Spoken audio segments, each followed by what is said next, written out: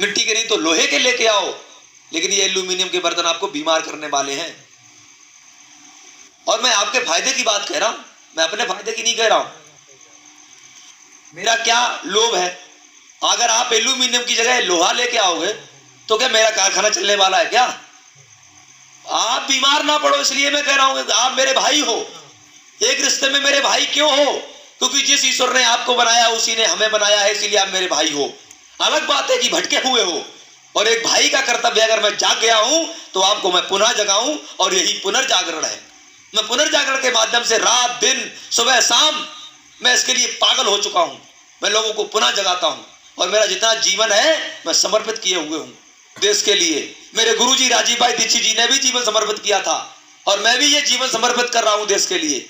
मैं लोगों को जगा रहा हूं कि जाग जाओ, और जागने के बाद में क्या करो, इन स्कूलों से सबसे पहले अपने बच्चों को बाहर निकालो। स्कूलों की जगह पे गुरुकुलों में डालना शुरू कर दो। अब आप वो गुरुकुल कहाँ है तो मेरा नंबर ले लो, गुरुकुलों की कमी नहीं है।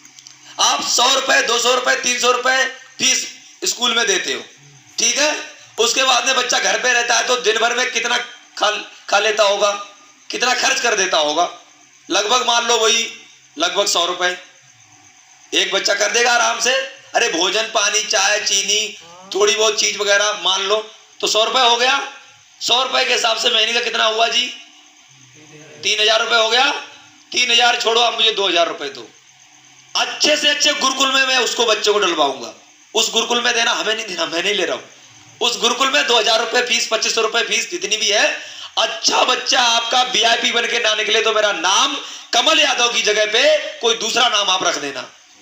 आप विचार करके देखिए, गुरुकुलों के पढ़ने वाले बच्चे गिन लो जो अभी वर्तमान में शीर्ष पे बैठे हुए हैं, गिनो आप। स्वामी रामदेव करोड़पति है कि नहीं है?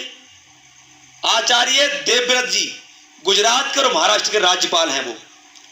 माननीय मुख्यमंत्री योगी जी, वो उतने गुरुकुल में तो नहीं पढ़े, लेकिन कम से कम पढ़े तो उन्होंने, मेहनत तो करी, आगे तो गए। कम से कम आश्रमों में मोदी जी भी पढ़े। देखो प्रधानमंत्री तो बने, कुछ तो उसके भीतर है कि नहीं है? अगर नहीं होता तो वहां तक कैसे पहुंच जाता? गुरुकुलों में पढ़ने वाले बच्चे पीछे नहीं जाते।